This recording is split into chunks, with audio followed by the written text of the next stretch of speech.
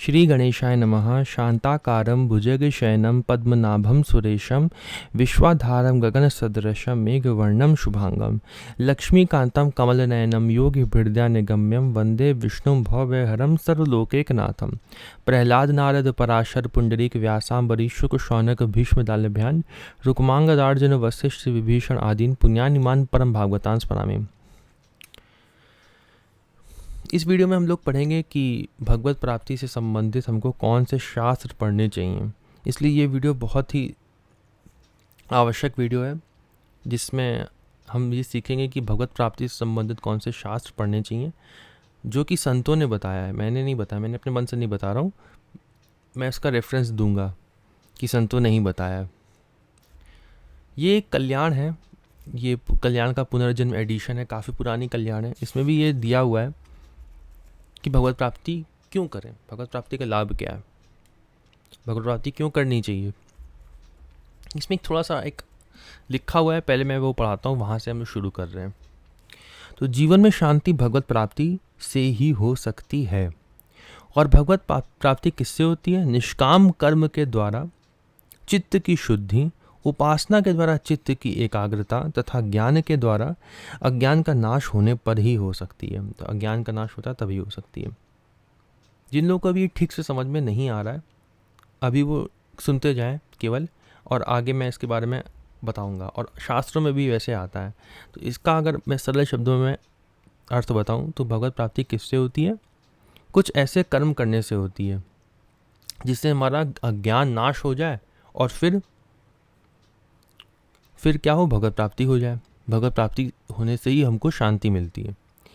मन से भगवान का साक्षात्कार होता है। फिर मन में 3 तरीके के दोष होते हैं: मल, विक्षेप और आवरण। पहला दोष मन की मलिनता है, जिसका कारण है जन्म जन्मांतर, युग युगांतर, कल्प कल्पांतर में किए गए शुभ अशुभ कर्मों की वासना। जैसे मैले कपड़ों को साबुन या क्षार से धोने पर जैसे उसमें स्वच्छता आती है, ठीक वैसे ही मन के मलिन संस्कारों को धोने के लिए शास्त्र वेद निष्काम कर्म की आवश्यकता है। तो जो शास्त्र में जो कर्म बताए गए उसके अनुसार हम उसको करते हैं तो हमारा मन ठीक हो जाता है, मन साफ हो जाता है, मल विक्षेप आवरण दोष ठीक हो जाते हैं। मन साफ होता है तो चित्त शुद्ध होता है, फिर उसमें उसी से भगवत प्राप्ति हो पाती है। ऐसा लिखा है यहाँ पे।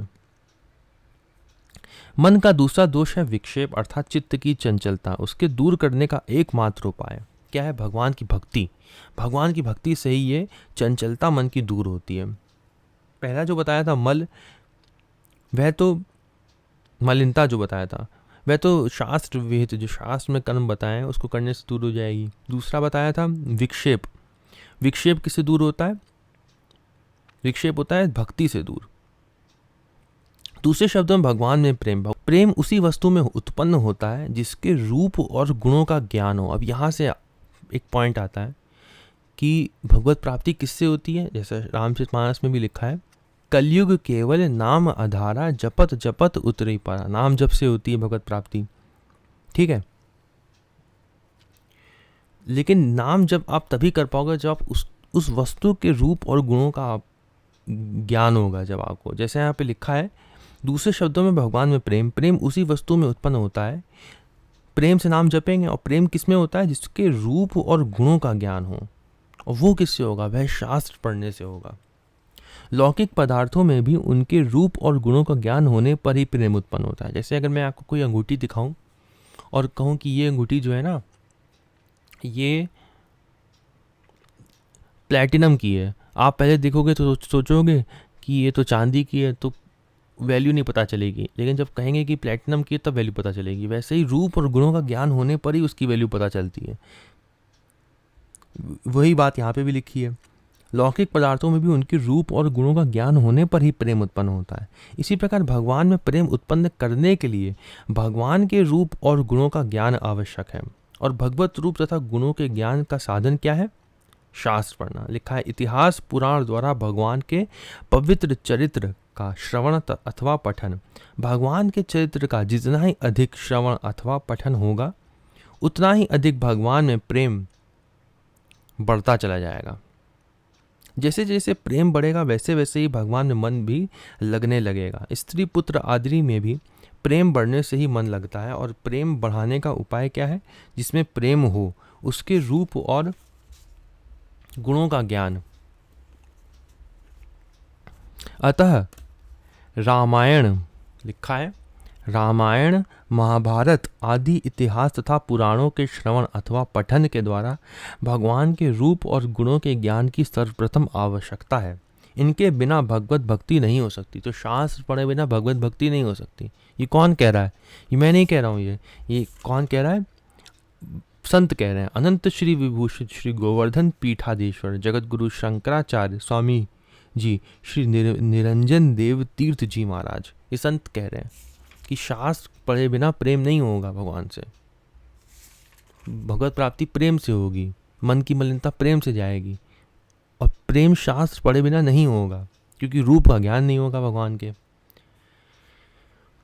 इसके बिना भगवत भक्ति नहीं हो सकती, और भगवत भक्ति के बिना चित्त की चंचलता मिटती नहीं। इन साधनों से चित्त के एकाग्र हो जाने पर शांत मन में विषयों की प्रति उपराग हो जाता है। क्या लिखा है?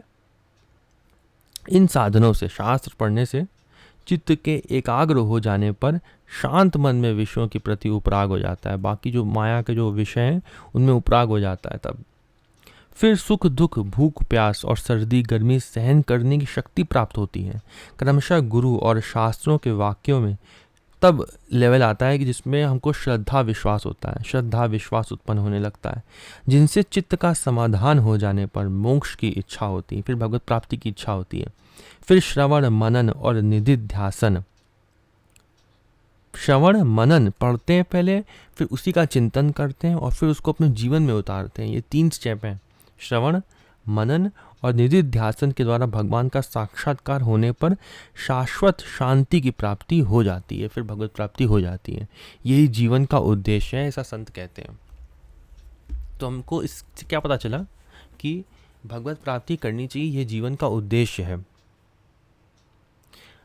उसके लिए शास्त्र पढ़ना आवश्यक है।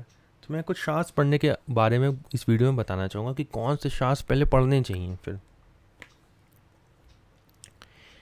ये मेरा टेलीग्राम ग्रुप है, इसमें मैंने एक सीक्वेंस शेयर किया है जो संतों नहीं बताया। मैं एक सीक्वेंस के बारे में बता दूं कि ये सीक्वेंस ऐसा क्यों है। ये एक ग्रंथ है, शास्त्र है, जिसका नाम है परमार्थ के पत्र पुष्प। ये श्री गणेश दास जी महाराज जी का है। ये भी भगवत प्राप्त संत थे। तो इन्होंने क्या बताया? इन्होंने ये सीक्वेंस बताया जो मैं बताने जाऊंगा अभी। इसमें इनके पत्र हैं। इस किताब को भी हम लोग अपने चैनल पे भविष्य में पढ़ेंगे। इन्होंने भी ये सीक्वेंस बताया। विश्वास पूर्वक रामायण सबसे पहले, फिर दूसरा लेवल भागवत, फिर तीसरा लेवल भक्तमाल, और चौथा संत वाणियों का आश्रय लेना चाहिए।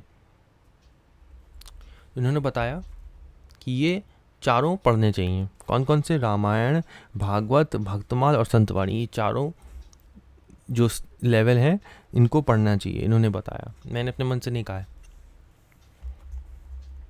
इस किताब में भी इन्होंने बताया है। ये सबसे पहले क्या पढ़ना चाहिए? रामचरितमानस।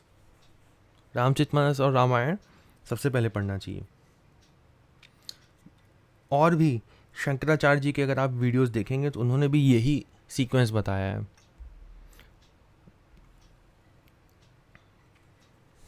इसके अनुसार मैंने ये एक मैसेज बनाया है जो मेरे ग्रुप में पड़ा हुआ है। सबसे पहले मैंने दिखाया है कि सबसे पहले क्या पढ़ना चाहिए? श्री रामचरितमानस पढ़ना चाहिए। सबसे पहले श्री रामचरितमानस पढ़ेंगे, उसके बाद सेकंड लेवल जो आएगा उसमें ब्रह्म जी माया समझेंगे। ब्रह्म जी माया क्यों समझेंगे? जैसे मैंने लेवल में बताया कि पहले रामचरितमानस पढ़ना है, उसके बाद भागवत पढ़ना है, ठीक है। लेकिन ब्रह्म जी माया पहले क्यों? क्योंकि भागवत और भगवत गीता में एक तरीके का ब्रह्म जी माया का नियम फॉलो होता है। वह क्या होता है? जिसमें हम लोग ये समझते हैं कि भगवान क्या है, जीव क्या है और माया क्या है।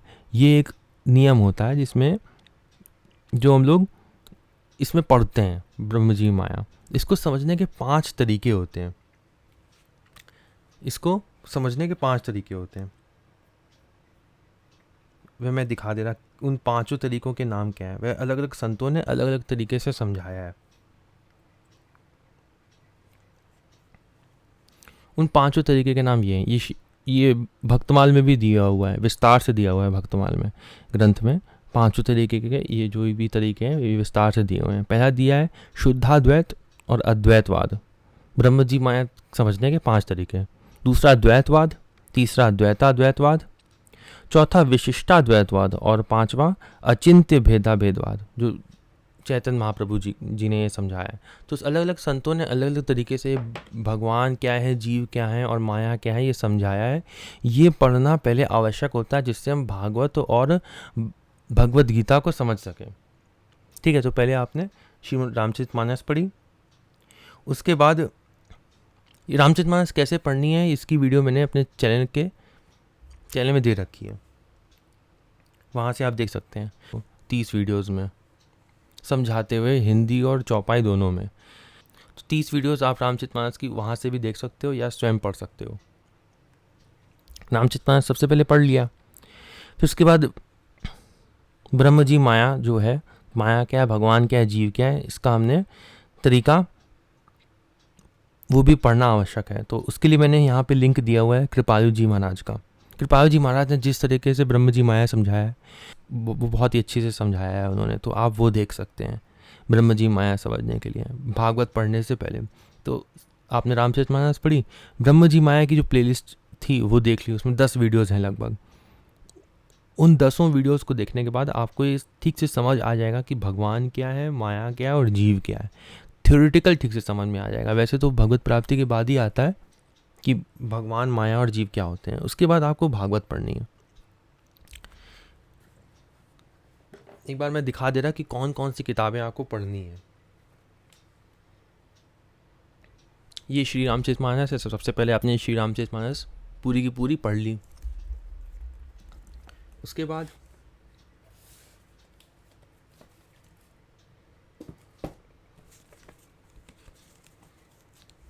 ये श्रीमद् भागवत है। ब्रह्म जी माया आपने कृपालु जी महाराज से ब्रह्म जी माया पूरा सीख लिया।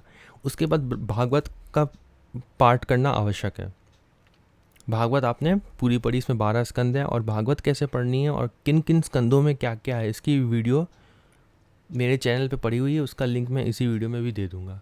रामचरितमानस आपने पढ़ी, ब्रह्म जी माया आपने सीख लिया, फिर श्रीमद् भागवत पढ़ ली और अभी तक आपने भगवत गीता नहीं पढ़ी है। भगवत गीता पहले मैं कहूँगा ना पढ़ें, क्योंकि भगवत गीता जो है वह बहुत ही कठिन है समझना। जितने भी संत लोग हैं वे भी यही कहते हैं कि भगवत गीता शुरू में नहीं पढ़नी चाहिए, क्योंकि बहुत ही कठिन होती है। उसमें निष्काम कर्म योग क्या है और सांख्य योग, ये सब कठिन नियम आ जाते हैं। अगर किसी ने पहले रामचरितमानस नहीं पढ़ी है, भागवत नहीं पढ़ी है या ब्रह्म जी माया नहीं सीखा है तो वह भगवत गीता पढ़ के नहीं समझ पाएगा। ठीक है, तो आपने इसी सीक्वेंस से जो संतों ने बताया है, रामचरितमानस पढ़ी, ब्रह्म जी माया सीख लिया, भागवत पुराण पढ़ ली। ठीक, उसके बाद आप अब श्रीमद् भगवत गीता पढ़िए। कौन सी पढ़ें? श्रीमद् भगवत गीता ये वाली भी पढ़ सकते हैं, श्रीमद् भगवत गीता तत्व विवेचनी। ये श्री जयदयाल गोयनका जी की है। इन्होंने ही गीता प्रेस की स्थापना करी थी। यहाँ पे लिखा है टीकाकार जयदयाल गोयनका, इन्होंने ही गीता प्रेस की स्थापना करी थी। इनको 22 साल की अवस्था में, जब 22 साल के थे तब इनको विष्णु भगवान के दर्शन हुए थे और उन्होंने कहा था ध्यान में इनसे कहा था कि आप निष्काम कर्म योग के बारे में दूसरे अन्य जीवों को समझाओ, निष्काम कर्म योग के बारे में लोगों को बताओ। ये आप जो चरित्र है जयदयाल गोयनका जी का, उसमें है ये कि उनको भगवान ने कहा था कि निष्काम कर्मयोग लोगों को बताओ। तो उन्होंने गीता प्रेस की स्थापना करी थी और भी शास्त्र लिखे थे और ये तत्व विवेचनी भी उन्हीं की है। उन्होंने इसलिए निष्काम कर्मयोग जिस तरह से समझाया है वह बहुत ही अच्छा है। इसलिए मैं आपको ये सलाह दूंगा कि आप तत्व विवेचनी टीका श्रीमद् भगवद गीता जयदयाल गोयनका जी की पढ़ें। और भी ऑप्शंस हैं भगवद गीता पढ़ने के, इसमें 18 अध्याय हैं भगवद गीता में। और जो ऑप्शंस है उसमें साधक संजीवनी राम सुखदास जी की, श्री राम सुखदास जी की पढ़ सकते हैं। और भी भगवद गीता जो आती हैं संतों की, उसमें से कोई भी पढ़ सकते हैं। उड़िया बाबा की भी आती है, इस्कॉन की प्रभुपाद जी की भी भगवद गीता है। कोई भी आप भगवद गीता पढ़ सकते हैं जिसमें भी आप कंफर्टेबल हों, जो आपको ठीक से समझ आ सके। मेरा रिकमेंडेशन ये रहेगा कि आप तत्व विवेचनी टीका भगवद गीता पढ़ें। उसके बाद भागवत के बाद, इसको पढ़ने के बाद जब आप भगवद गीता के सब नियमों को, भगवत प्राप्ति के और शरणागति के नियम, भक्ति योग, इन सब नियमों को जब समझ लेंगे, जो कि थ्योरिटिकल हैं, केवल थ्योरी है, केवल ज्ञान है उसमें कि भक्त कैसा कैसा होता है, संत कैसा कैसा होता है, और भगवान को कर्म अर्पण करके सारे कर्म भगवान के लिए करने होते हैं। ये सब चीज़ें भगवद गीता में आपने पढ़ ली होंगी। जो मैं शब्द बता रहा हूँ वो आपको याद आ रहे होंगे, लेकिन वह सब कैसे करें भक्तों ने, कैसे संतों ने करें, वो संतों ने कैसे अप्लाई करें उन थ्योरिटिकल कॉन्सेप्ट्स को जो भगवद गीता के हैं, जो सामने प्रैक्टिकल करके नहीं दिखाया भगवान ने उस समय अर्जुन को, वह तब समझ में आएंगे जब ये भगवद गीता के पश्चात आप इस ग्रंथ को पढ़ेंगे, जिसका नाम है श्री भक्तमाल। इसमें सभी भगवत प्राप्त संत हैं। पांचों जो चतुर्थ संप्रदाय है, चारों संप्रदाय के गुरु परंपरा के संत इसमें आपको मिल जाएंगे, जिसमें उन्होंने अलग अलग, जिनके सब अलग अलग इष्ट थे। इसका ये विषय सूची है। इसमें सारे चतुर्थ संप्रदायों के संतों के बारे में है, जिन्होंने भगवत प्राप्ति करी है और अपना जीवन जिया है वैसा जैसा भगवद गीता में कृष्ण भगवान अर्जुन को बता रहे हैं, वैसा करके दिखाया उन्होंने, इन सारे भक्तों ने, और भगवान को प्राप्त करा। जिसमें से कुछ ऐसे भक्त भी थे जो पहले से ही भगवत प्राप्त थे, और कुछ ऐसे भक्त भी थे जिनकी भगवत प्राप्ति बाद में हुई है। जैसे सदन जी की भगवत प्राप्ति, ये श्रीमद् भक्तमाल है ना, इसमें सदन जी का एक चरित्र है। सदन जो कसाई जी थे, उनका एक चरित्र है। उसमें उनकी भगवत प्राप्ति कैसे हुई ये देखिए। भगवान का दर्शन करते ही इनका कष्ट स्वप्न के समान मिट गया, उस समय भगवत प्राप्ति हुई। साष्टांग दंडवत प्रणाम करते ही उसी क्षण ज्यों के त्यों हाथ हो गए, इनके हाथ निकल आए थे जो कट गए थे। तो कैसे कैसे भगवत गीता के जो नियम हैं, हम लोग भगवत गीता में पढ़ते हैं, जो सिर्फ थ्योरी पढ़ते हैं लेकिन सामने दिखते नहीं है वह नियम कि भक्त संत लोग कैसे होते हैं, वह इसमें दिख रहे होते हैं भक्तमाल में। इसलिए अगर पहले भक्तमाल पढ़ लेंगे तो वह नहीं समझ में आएंगे, इसलिए भगवद गीता पढ़ने के बाद ही भक्तमाल पढ़ी जाती है। श्री गणेशदास जी महाराज ने भी सीक्वेंस में यही लिखा था, रामायण, भागवत, और फिर तीसरे पे लिखा था भक्तमाल। भागवत में तो भगवद गीता भी आप इंक्लूड कर लो इसलिए, ठीक है। तो रामचरितमानस आपने पढ़ी, फिर आपने ब्रह्म जी माया का ज्ञान ले लिया, फिर आपने भागवत और भगवद गीता पढ़ी, उसके बाद भक्तमाल पढ़ी है। भक्तमाल पढ़ने से फिर आपको वो सब नियम जो हैं भगवद गीता के वह दिख जाएंगे।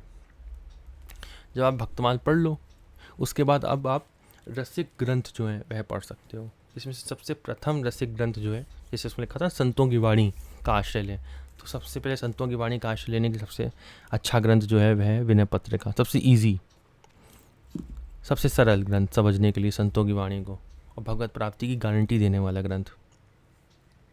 जैसा मैंने बताया था भक्तमाल में पहले कि भक्तमाल में सारी संप्रदाय के हैं। फिर भक्तमाल पढ़ने के पश्चात आप नाम जप पे आ सकते हो, क्योंकि तब आपको पता चल गया कि संत क्या है, भगवान क्या है, भगवान की लीलाएं क्या हैं। यहाँ तक आपको भक्तमाल पढ़ने तक पता चल गया है। आप अब भगवान का नाम जप शुरू कर सकते हो। अब आपको भगवान के नाम जप में प्रेम आएगा, भगवान के रूप ध्यान आएगा, भगवान की लीलाओं का ध्यान आएगा।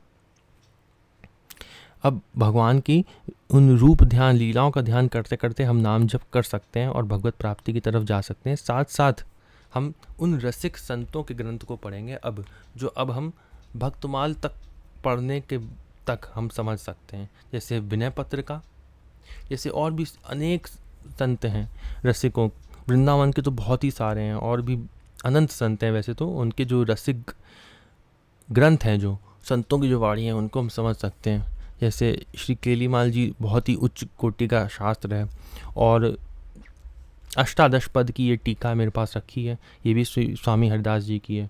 और हित 84 जो ग्रंथ है, और भी तमाम जितने भी ग्रंथ हैं, हजारों ग्रंथ हैं वैसे, वह अब हम उन संतों की वाणी को पढ़ के थोड़ा थोड़ा अब समझ सकते हैं भक्तमाल पढ़ने के पश्चात।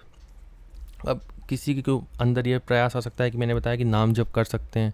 नाम जप कौन सा करें? राधा राधा करें, कृष्ण कृष्ण करें, राम राम करें, हरे कृष्णा कृष्ण कृष्ण हरे हरे, हरे राम राम राम हरे हरे, ये वाला मंत्र करें, या राधा राधा जपें, या फिर श्री राम जय जय राम जपें, तो भक्तमाल में वह सभी भक्त हैं जिन्होंने इन तीनों ही मंत्रों से भगवत प्राप्ति करी है। तो इन तीनों में से कोई भी मंत्र लेके हम भगवत प्राप्ति कर सकते हैं उसका नाम जप करके, क्योंकि इन तीनों ही मंत्रों को जप करके भक्तों ने भगवत प्राप्ति करी है। ऐसा नहीं कह सकते कि राधा राधा जप करके भगवत प्राप्ति नहीं हुई है, भक्तों ने करी है। भक्तमाल में आप पढ़ेंगे आपको पता चल जाएगा कि सारी चतुर्संप्रदाय में चारों की ही भगवत प्राप्ति हुई है।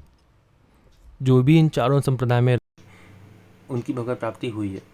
तो बस मेरा इस वीडियो में यही लक्ष्य था बताने का कि हमको कौन से शास्त्र पढ़ने चाहिए, कौन से शास्त्र पहले पढ़ने चाहिए, कौन से शास्त्र बाद में पढ़ने चाहिए, कौन से शास्त्र क्यों पढ़ना चाहिए, ये भी मैंने बता दिया। पहले रामचरितमानस, राम जी का चरित्र, दूसरा में हम ब्रह्म जी माया सीख लेंगे, और भागवत में कृष्ण भगवान का चरित्र पढ़ लेंगे, और भगवत गीता के भक्ति योग, ज्ञान योग, कर्मयोग के नियम पढ़ लेंगे। उसके बाद वो भक्ति योग, ज्ञान योग, कर्मयोग के नियम कैसे अप्लाई होते हैं, कैसे भक्त लोगों ने करे हैं, और कैसे नाम जप करके भगत सभी कर्म भगवान की प्रसन्नता के लिए करके भगवान को प्राप्त किया, ये पढ़ लेंगे। और फिर रसिकों की और संतों की वाणी पढ़ेंगे और नाम जप करके भगत प्राप्ति कर लेंगे। ये नियम जो है वह संतों ने वृंदावन में बताया है, और सभी संतों ने यही नियम बताया है। जैसे मैंने दिखाया भी था कि श्री गणेशदास जी महाराज ने भी यही सीक्वेंस बताया है, और यही मैंने इस मैसेज में दिखा दिया है। फर्स्ट लेवल में मैंने रामचरितमानस लिखा है, सेकंड लेवल में ब्रह्म जी माया, भागवत पुराण और भगवत गीता, तीसरे में मैंने कुछ शरणागति के कंसेप्ट्स लिखे हैं और भक्तमाल लिखा है, क्योंकि भगवत गीता में शरणागति की बातें आती हैं ना, इसीलिए।